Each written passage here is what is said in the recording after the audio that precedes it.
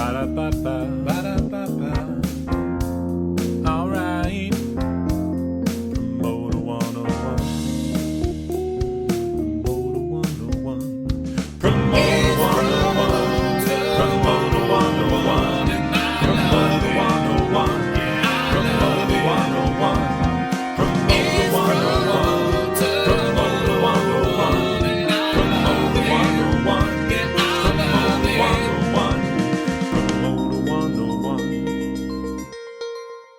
Sean Edson.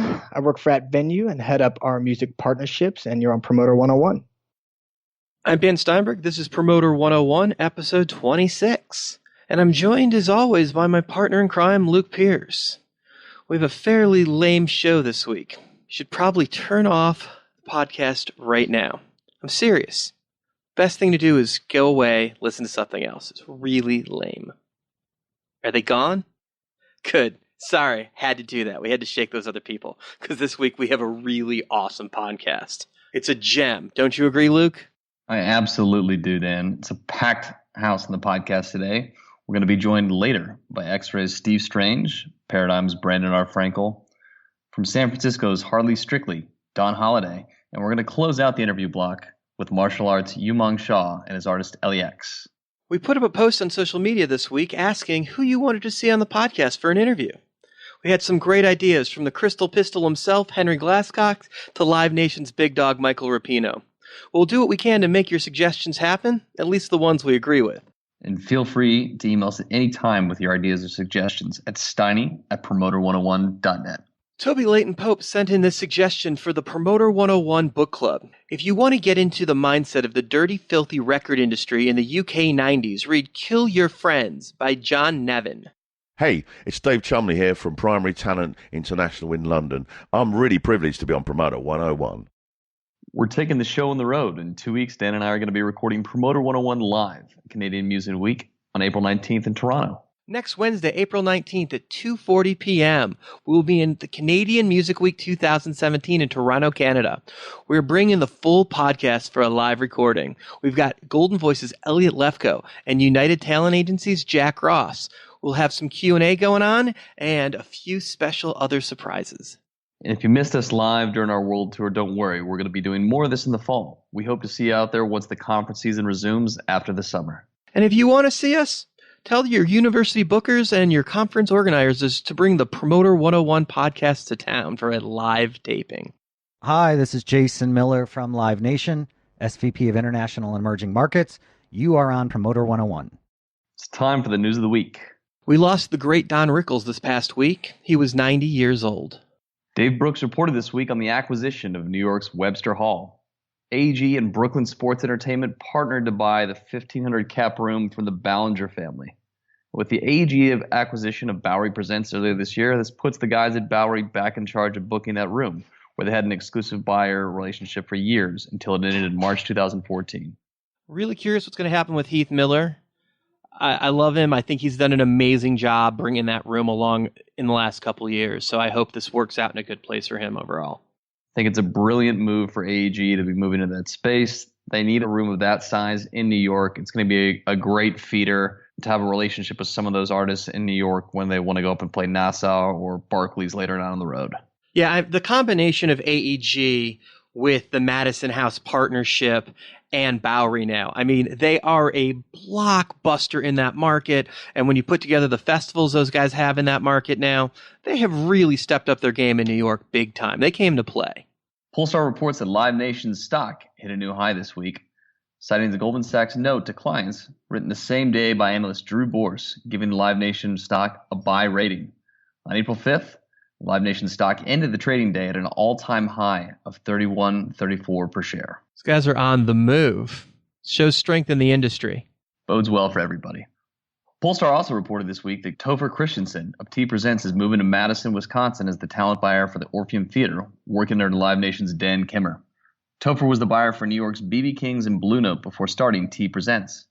You know, Dan, I was digging around for the news today, and I found out that Madison-based Frank Productions and Topher actually have a little bit of a history. T Presents was putting together a deal for a development company for a theater in Madison that was ultimately pulled, and it's now in the hands of the Frank Productions.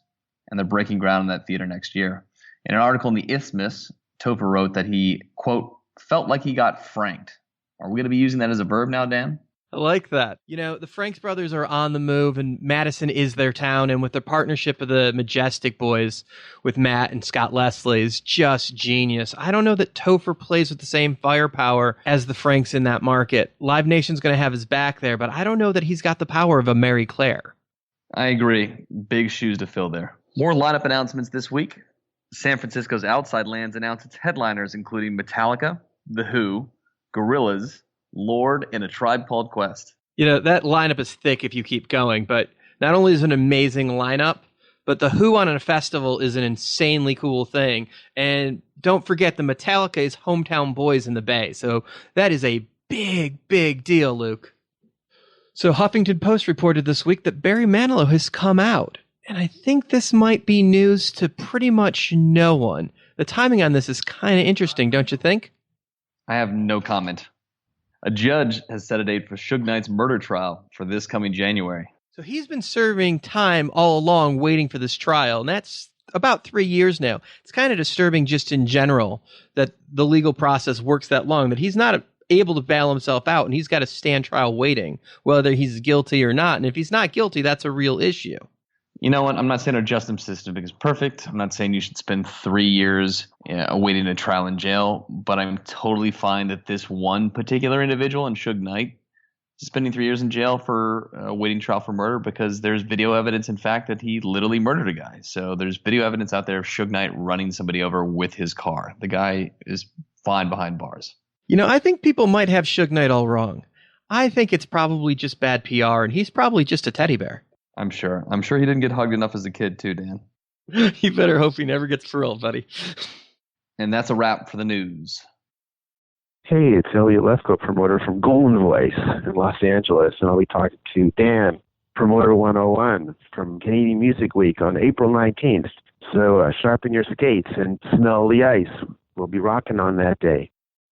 It wouldn't be Promoter 101 without the tweets of the week. Let's see what Dan said this week on Twitter. If you're not following him, Dan is at the Jew on Twitter. Saying no can be magical.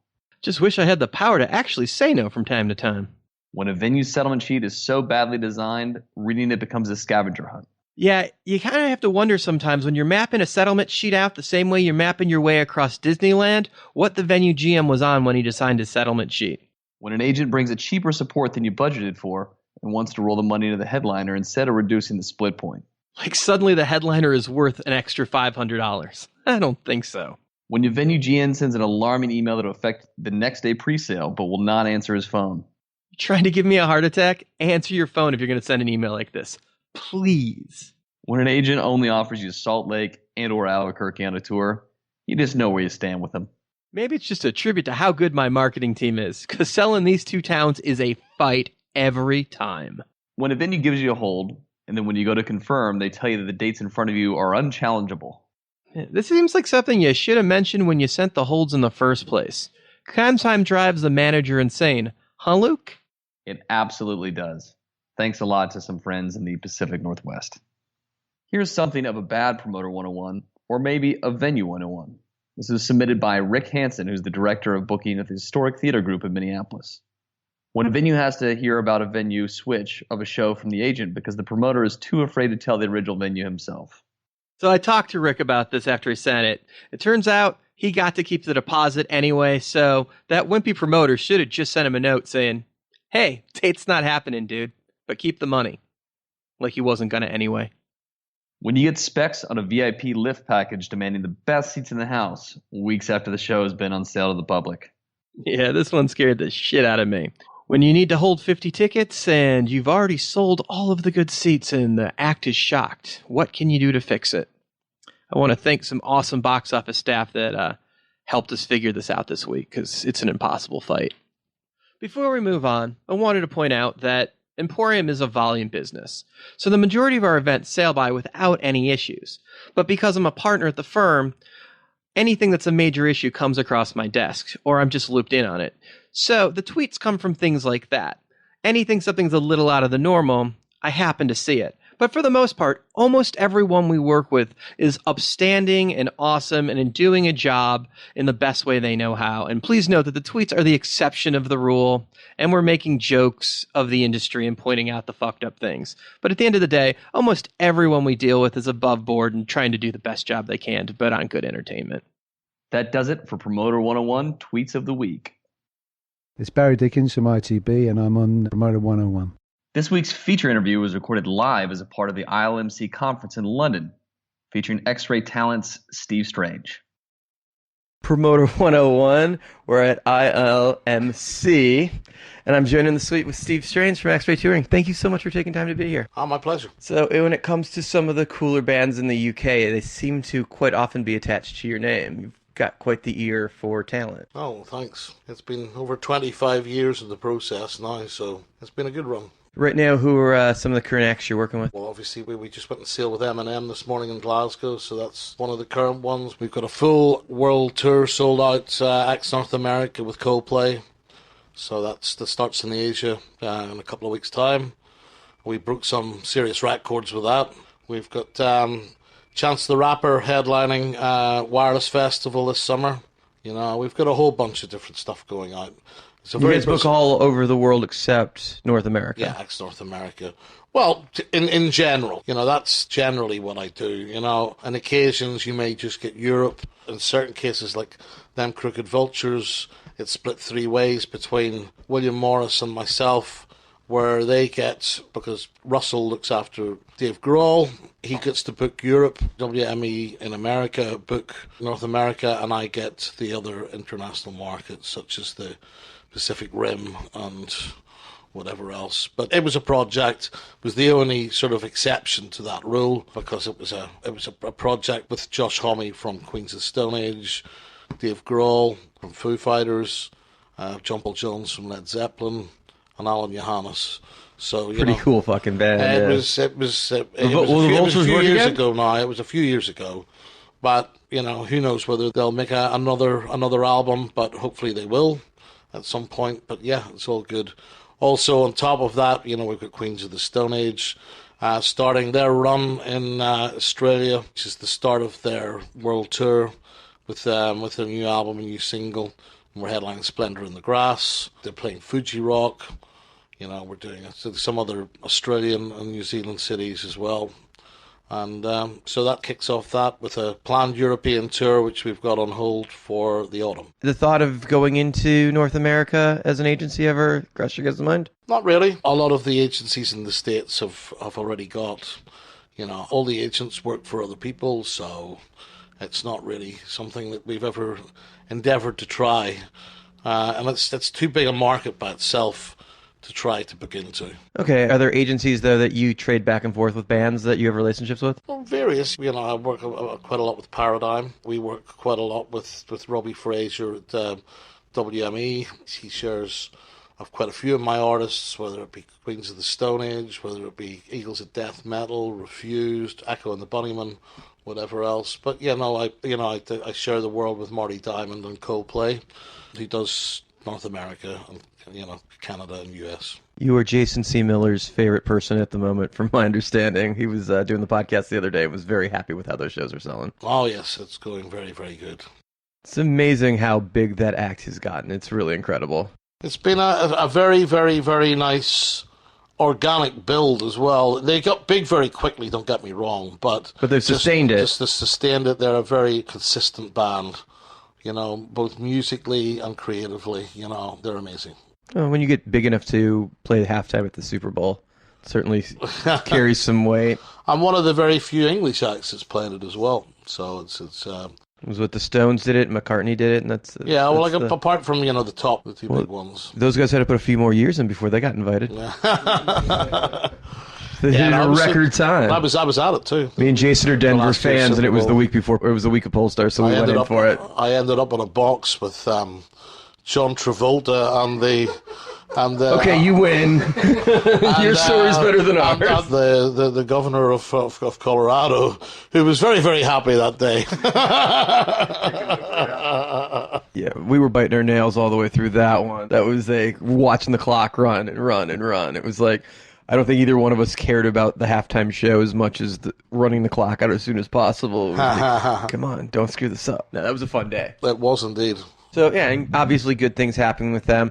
But you don't start out booking Coldplay.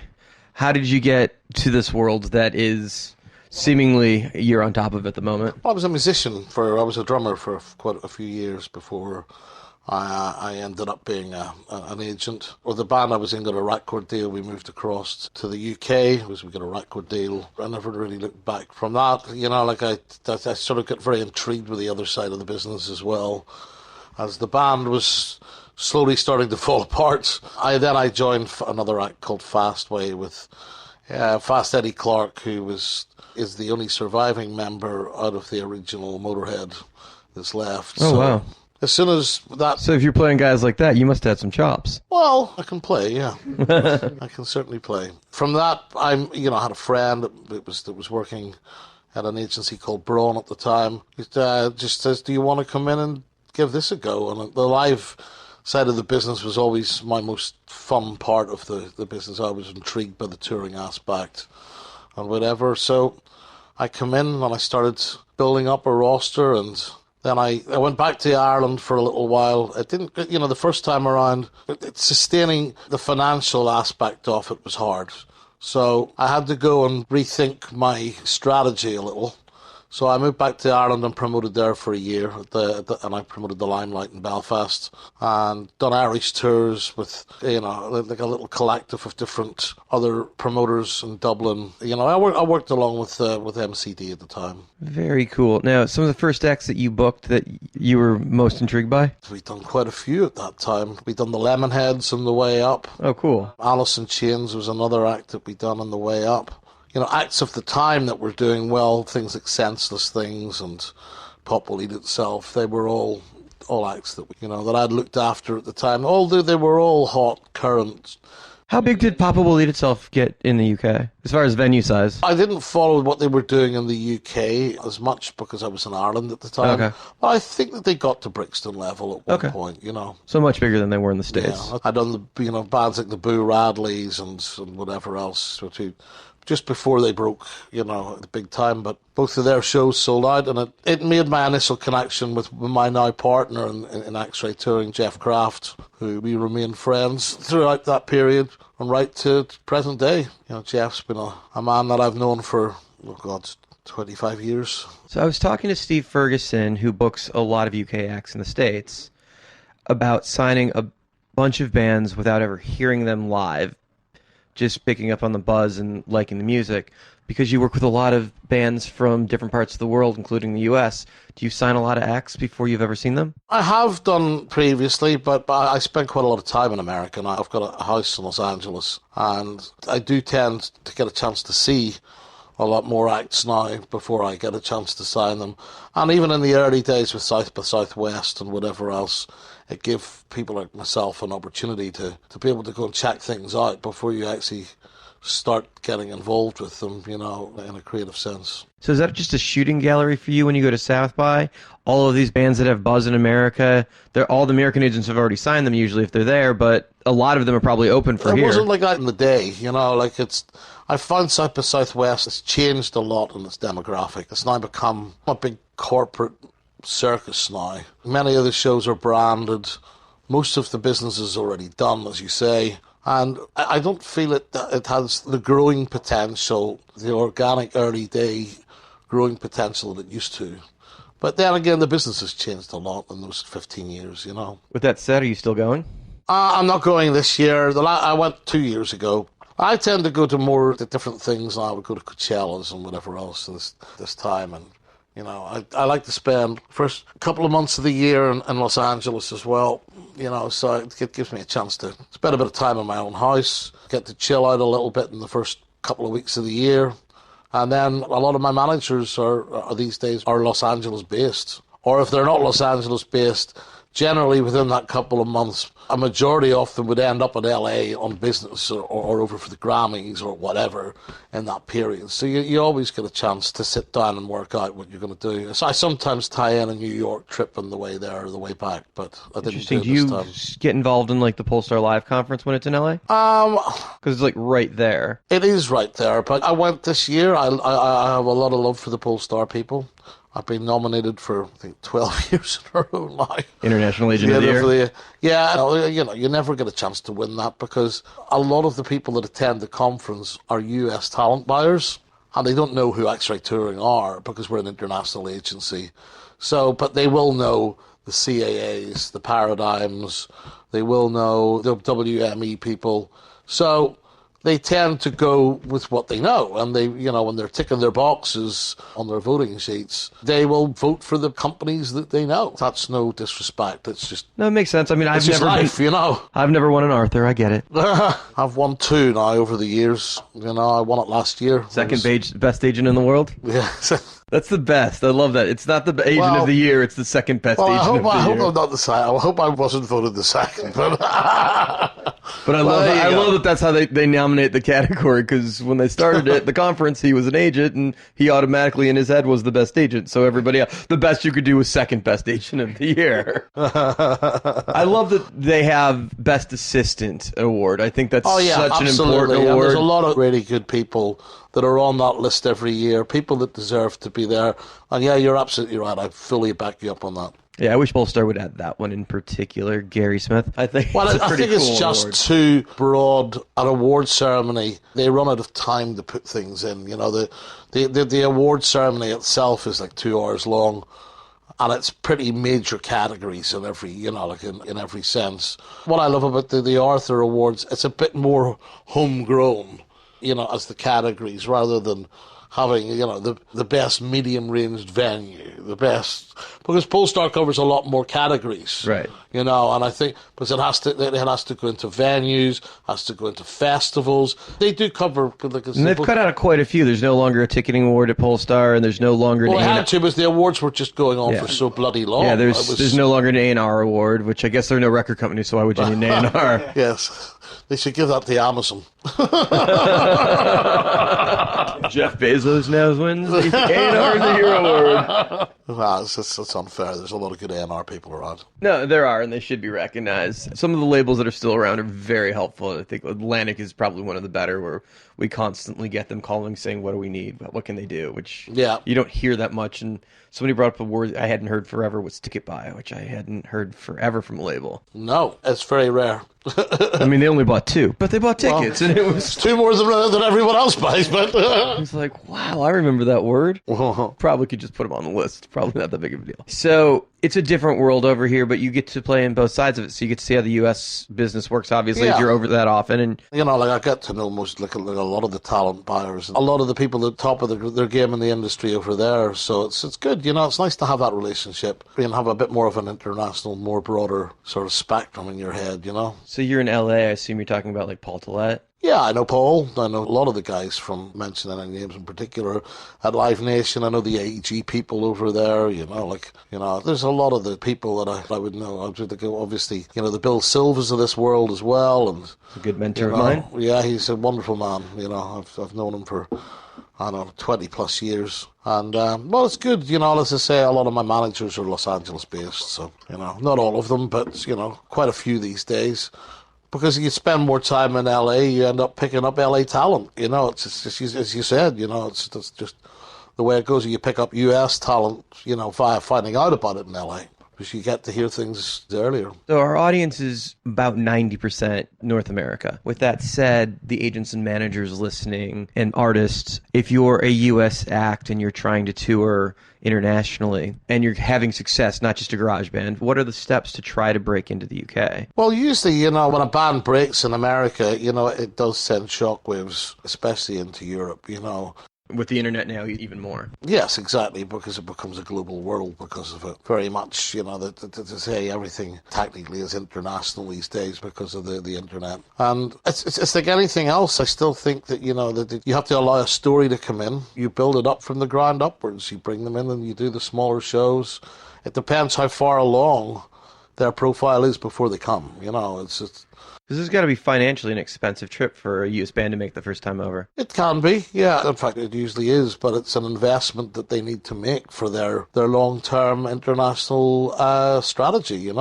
They have to do it. There's not really any other ways that you can do, or you can bring someone in, or you can have them being special guests to someone that they're friends with, someone that they're compatible with, and get them in front of a much bigger audience. And hope that the London show from the headline sells out, where you could add a little club show or something like that, just to give them their own show as well. We bring quite a lot of smaller acts into the UK. We just had a band called Big Thief touring last year with M Ward over here. They're signed to Saddle Creek. They're a great band, very organic style band. We brought them over in January. They ended up selling out 2 Lexingtons.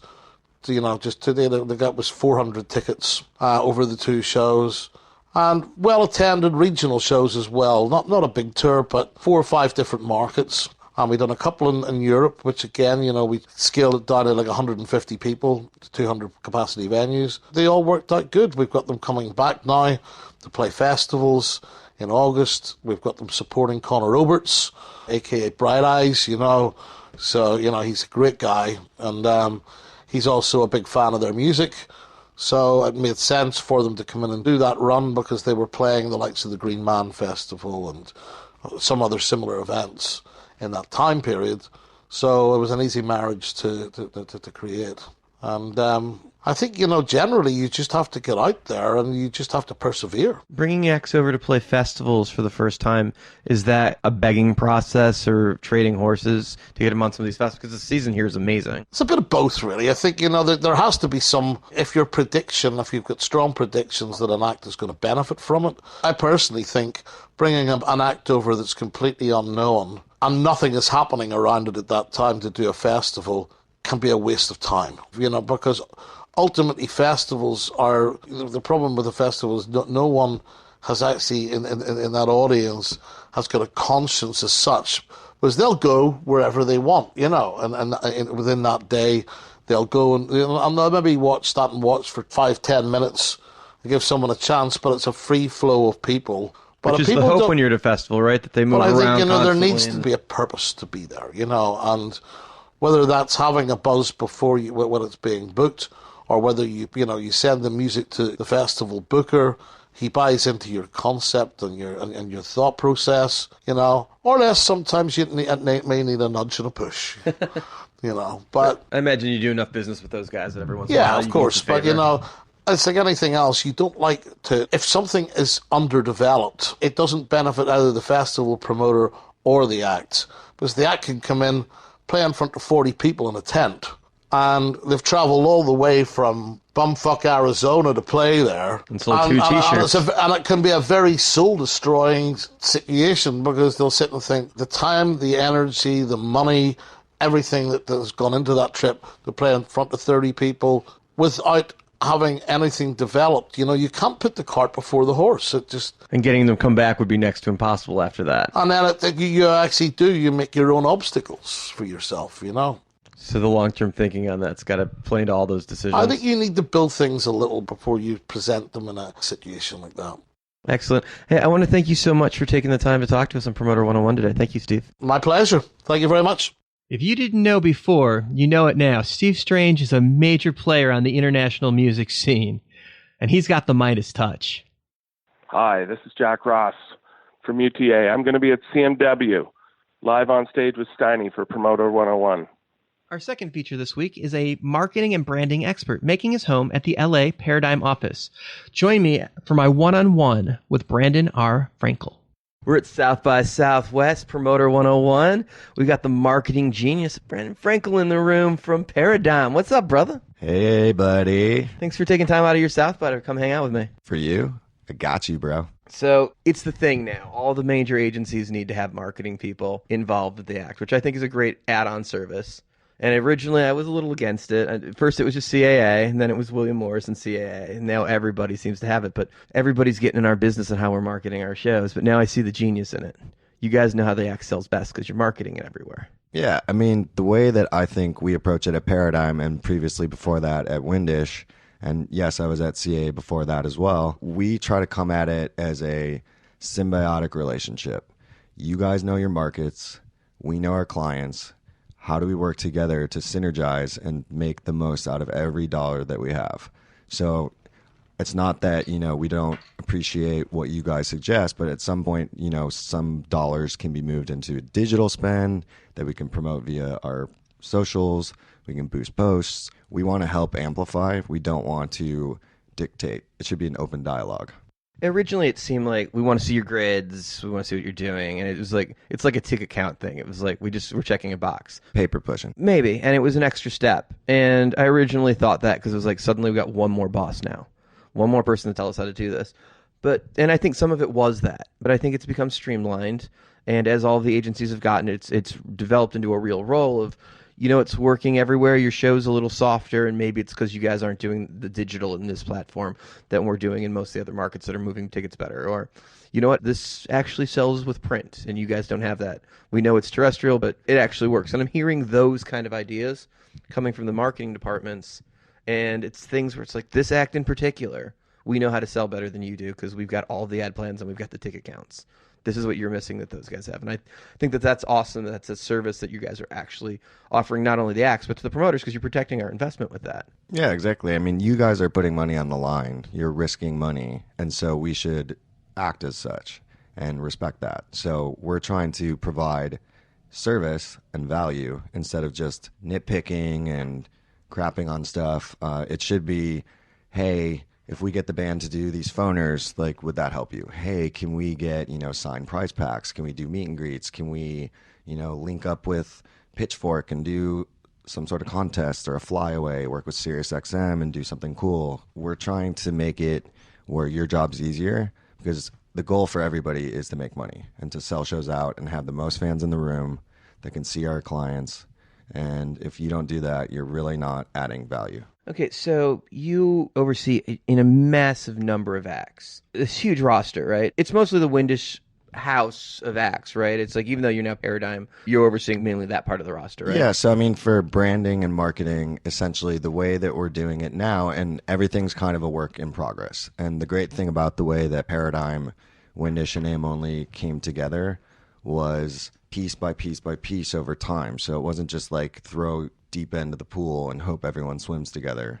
It was a gradual process. So while we all are kind of looking after our respective stuff we were previously, there's a lot of ebb and flow. So while, it used to be myself on an island doing everything for branding and marketing, we brought in Katie Novak that worked with me at CA, who's a badass.